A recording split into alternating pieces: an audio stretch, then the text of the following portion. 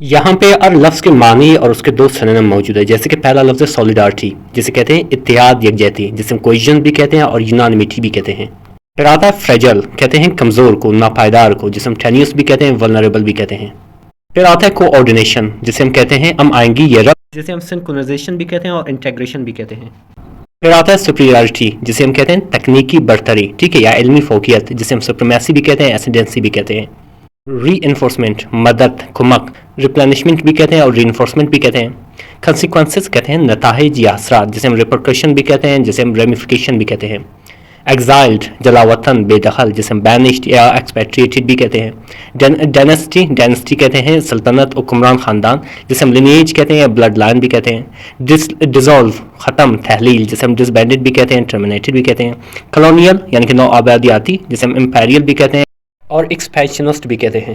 Reprisal یعنی کہ انتقامی، جسے ہم ریٹیلیشن یا ریٹریبیوشن بھی کہتے ہیں۔